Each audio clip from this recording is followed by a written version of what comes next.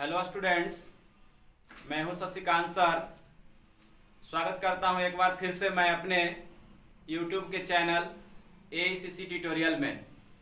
अभी तक आप हमारे चैनल्स को सब्सक्राइब नहीं किए हैं तो सब्सक्राइब कर दें। बेल आइकन जो घंटी का बटन है उसे दबा दें और लाइक करना भी ना भूलें। बेल आइकन दबाने से आपको जितने भी मेरे वीडियो अपलोड होगा एजुकेशन का वो आप तक नोटिफिकेशन पहुंच जाएगा। और आज मैं आपके लिए क्लास 10th के लिए खास करके जो आज वेरी इंपॉर्टेंट ऑब्जेक्टिव्स 2021 एग्जाम के लिए लेकर आया हूं 10th क्लास के लिए। पिछले बार हमने फर्स्ट चैप्टर जो था द पेस फॉर लिविंग उसको अपने भाषा में समरी को हिंदी में बताया था। आज उसी को हम उसके जो ऑब्जेक्टिव क्वेश्चंस हैं जो एग्जाम में पूछते हैं उसे हम लेकर आया हूं। तो चलिए हम देखते हैं ऑब्जेक्टिव क्वेश्चन किस तरह से है। तो क्वेश्चंस कुछ है दिया हुआ, उसको ऊपर चलते हैं। तो लिखा हुआ है कि the pace for living is, इस तरह से ब्लैंक दिया रहेगा ऑब्जेक्टिव में क्वेश्चन। अब यहाँ पर देखना है pace for living is, pace for living है क्या। तो आपको हमने इसका समरी हिंदी में पढ़ाया था तो बताया था कि पेस फॉर लिविंग जो है एक एसे है। उसमें ऑप्शन ऑब्जेक्टिव में दिया रहेगा ड्रामा, स्पीच, स्टोरी, एसे। तो आपको ऑप्शन में मारना है एसे। तो यहाँ पर आंसर हो जाएगा एसे। पेस फॉर लिविंग क्या है? एसे है, याद रखना है। इस तरह से ऑब्जेक्टिव क्वेश्चन रहेगा। 4 ऑप्शन दिया रहेगा उसमें। यहाँ पर हमने ऑप्शन नहीं लिखा है लेकिन डायरेक्ट बता देना चाहता हूँ कि अपने मन से यहाँ पर देखिए, आप खुद ही सोच लीजिए किस तरह से बनाएंगे। तो पेस फॉर लिविंग क्या है? एक एन एसे है। फिर रहेगा खाली स्थान है, has written the prose piece. अब यहाँ पर देखना है कि अब यहाँ पर भी भरना है और यहाँ पर भी भरना है। तो लिखा हुआ कि लिखा है प्रोज पीस मतलब गद्य खंड को। अब यहाँ पर देखना है कि इसी में दिया हुआ है। तो यहाँ पर क्या भरेंगे हम? यहाँ पर भर देंगे आरसी हचिंसन। यहाँ पर हो जाएगा आर्ची हचिंसन और has written the prose piece. अब लिखा है, क्या लिखा है? तो यहाँ पर हो जाएगा the pace for living, the pace for living. RC Hutchinson ने द पेस फॉर लिविंग को लिखा है। अगला हम चलते हैं ऑब्जेक्टिव की ओर। RC Hutchinson was, RC Hutchinson कौन थे? तो आप पढ़े थे कहानी में कि आरसी हचिंसन जो थे वो क्या थे? ब्रिटिश नॉवेलिस्ट थे। तो यहाँ पर आंसर हो जाएगा ब्रिटिश नॉवेलिस्ट।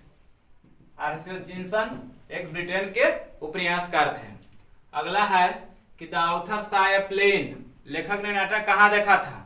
बताइए जल्द से आप लोग, कहाँ देखा था? ऑप्शन दे रहा हूं, अमेरिका, आयरलैंड, डबलिन और इंडिया। तो क्या हो जाएगा इसका ऑप्शन? इसका हो जाएगा डबलिन। याद रखिएगा, लेखक ने नाटक डबलिन में देखा था। आयरलैंड में ही एक डबलिन शहर है, वहां पर देखा था। फिर है कि was the chief character in the play, नाटक में मुख्य पात्र के बारे में पूछ रहा। तो नाटक में मुख्य पात्र कौन था? वो भुट्टा व्यापारी ही था, पढ़े थे कहानी में। तो यहाँ पर हो जाएगा एन एल्डरली कॉर मर्चेंट, अधवयस्क व्यक्ति जो था वही नाटक में मुख्य पात्र था। कॉर मर्चेंट्स, यहाँ पर खाली स्थान है was cheating him. Corn merchant की कौन जो था जो उसे ठग रहा था, उसे धोखा दे रहा था? आपने पढ़ा कहानी में, तो उसका भतीजा था। तो यहाँ हो जाएगा नेफ्यू। फिर है कि हिज वाइफ, उसके पत्नी, had fantastic notion of spending lira on A holiday. मतलब कह रहा है कि उसके पत्नी को प्रत्येक छुट्टियों पर कितना लीरा खर्च करने का अद्भुत राय था।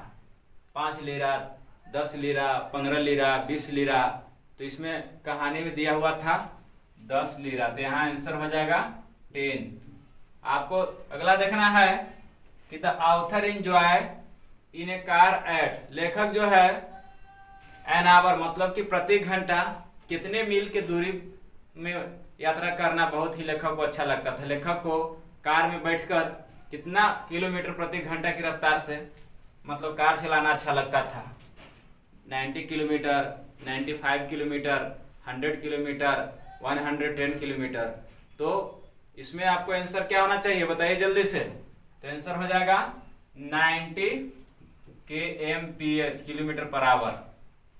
अब यहाँ पर देखिए the elderly corn merchant lives in, अब लिखा हुआ कि वो जो अधवयस जो आदमी था मक्का व्यापारी वो रहता था, तो कहाँ रहता था, तो हो जाएगा एन आयरिश, याद रखना है कि एन आयरिश कंट्री टाउन, मतलब आयरलैंड के एक छोटे से शहर में रहता था। फिर लिखा हुआ है कि the author likes to dine in and lunch in, लेखक जो है वो रात्रि भोजन, डाइन का मतलब होता है डिनर, लेखक रात्रि भोजन कहाँ पर करना पसंद करते थे और दोपहर का भोजन कहाँ पर करना पसंद करते थे। तो मैंने बताया था कि लेखक जो है रात्रि भोजन लंदन में करना पसंद करते थे और जो दोपहर का भोजन जो है उसे न्यूयॉर्क में करना पसंद करते थे, न्यूयॉर्क जो अमेरिका में है। तो चलते हैं अब और कुछ क्वेश्चन लेते हैं उसकी ओर। तो चलिए क्वेश्चन नंबर 11 में चलते हैं। लिखा हुआ है कि the writer classifies himself to the tribe of, अब लेखक है जो खुद को किस जाति से संबंध रखते हैं, लेखक अपने आप को कौन सा जाति से संबंध बता रहे हैं। तो आपने पढ़ा था कहानी में कि जो लेखक है अपने आप को वैसे जाति से संबंध रखते हैं जो मंद विचारक वाला होता है। तो ट्राइब ऑफ कौन सा थिंकर हो जाएगा, ऑप्शन में आ जाएगा fast thinker, medium thinker, high thinker, slow thinker. तो क्या आंसर होगा यहाँ पर आंसर हो जाएगा इसका स्लो थिंकर, मंद विचारक से संबंध रखते थे, स्लो थिंकर्स हो जाएगा। अगला क्वेश्चन है कि I get lowest marks in any intelligence test, लेखक कहते हैं कि किसी भी तर्क बुद्धि के परीक्षा में मुझे न्यूनतम अंक प्राप्त होता है, मतलब सबसे कम अंक प्राप्त होता है। इज ए लाइन फ्रॉम, पंक्ति है जो कहां से लिया गया है, आपको इस तरह से पंक्ति दे दिया जाएगा किताब का और पूछेगा जो पंक्ति लिखा हुआ है लाइन वो कौन सा चैप्टर से लिया गया है। तो अगर आप पढ़े होंगे, याद होगा आपको चैप्टर, तो लाइन बता दीजिए कौन सा चैप्टर से लिया गया है। तो ये तो अभी आपको हम हाल ही फिलहाल में पढ़ाए हैं, तो जरूर याद होगा कि कौन सा है, द पेस फॉर लिविंग का लाइन है, द पेस फॉर लिविंग का है। क्योंकि कैसे पता चलेगा कि पेस फॉर लिविंग का लाइन है, तो आपको हिंदी से ही समझ में आ जाएगा कि आई गेट लोवेस्ट मार्क्स, सबसे कम अंक प्राप्त करने के बारे में किसमें बात हुआ, तो पेस फॉर लिविंग के। खाली स्थान है, are handicap today in getting livelihood, कह रहा है कि यहाँ पर कौन व्यक्ति जो है वो अपने जीविका चलाने में आज असमर्थ है। हैंडीकैप के मतलब अपंग, असमर्थ, तो कौन व्यक्ति, तो इस चैप्टर में पढ़े थे पेस फॉर लिविंग में, तो वैसे व्यक्ति जो मंद विचारक है। तो यहाँ पर आंसर क्या होना चाहिए, स्लो थिंकर्स। स्लो थिंकर्स जो है आज अपने जीविका चलाने में क्या है, अपंग है। तो देखिए अगला क्वेश्चन फिर देखते हैं। In the pace for living RC. Hutchinson captures the agony of, कह कि पेस फॉर लिविंग चैप्टर में आर.सी. हचिंसन पकड़ते हैं, कैप्चर के मतलब होता है कब्जा करना या पकड़ना, पकड़ते हैं। एगोनी के मतलब होता है क्रोध या पीड़ा, किस व्यक्ति के क्रोध पीड़ा को पकड़ते हैं, कैसे व्यक्ति की क्रोध पीड़ा को पकड़ते हैं, एंशिएंट मैन के, मिडिल मैन के कि मॉडर्न मैन के। तो आपने पढ़ा था कि आधुनिक व्यक्ति के पीड़ा को पकड़ते हैं। तो इसका आंसर क्या हो जाएगा, मॉडर्न मैन, इसका आंसर हो जाएगा मॉडर्न मैन। रैपिड मूवमेंट्स, कहता है कि तेज जो हरकतें होता है, तेज गति। एग्जर्ट्स के मतलब क्या होता है, के ऊपर, अनड्यू प्रेशर मतलब कि असामयिक दबाव डालता है, किसी के ऊपर असामयिक दबाव डालता है। तो कह रहा है कि तेज गति जो है वो तेज गति में होने वाला हरकतें किसके ऊपर असामयिक दबाव देता है। तो देखिए यहाँ 3 ब्लैंक्स है, मतलब 3 चीजों के ऊपर दिया होगा। तो आपने पढ़ा होगा मेन, वोमेन और चिल्ड्रेन, इन तीनों के ऊपर क्या करता है, असामयिक दबाव देता है, पुरुषों पर, औरतों पर और बच्चों पर। अगला है कि the writer finds himself in a, लेखक खुद को पाते हैं सिनेमा में। लेखक अपने आप को जब सिनेमा देखने गए थे तो कैसे अवस्था में प्राप्त किया था अपने आप को, तो मैंने बताया था कैसे अवस्था में थे। तो उनको क्या था, आशाहीन अवस्था, मतलब कि आंखें खुली हुई थी, देख रहे थे सभी चीजों को, लेकिन उनको पता नहीं चल रहा था कि हो क्या रहा है। मतलब एक ही दृश्य पर उनकी आंखें दबी हुई थी, मतलब कि वो होपलेस फॉग में थे, मतलब आशाहीन अवस्था में, जिसको कहते हैं होपलेस फॉग। याद रखना, होपलेस फॉग में थे अपने आप को, मतलब कि जो देख रहे हैं बदहोश हवास जिसको कहते हैं, आंखें खुली हुई है, नजर आ रहा है लेकिन पता नहीं है कौन है, क्या हो रहा है। अगला क्वेश्चन है कि देयर वर, खाली स्थान, गर्ल्स इन द सिनेमा। उस सिनेमा में नाटक देखे थे तो उसमें कितने लड़कियां थी, संख्या पूछ रहा है। तो आपको याद होगा, ऑप्शन ऐसे देगा 2, 3, 4, 5 ऐसे, लेकिन आप पढ़े होंगे तो जरूर बताइएगा। 3 लड़कियां थी जिसका नाम था ए, बी और सी।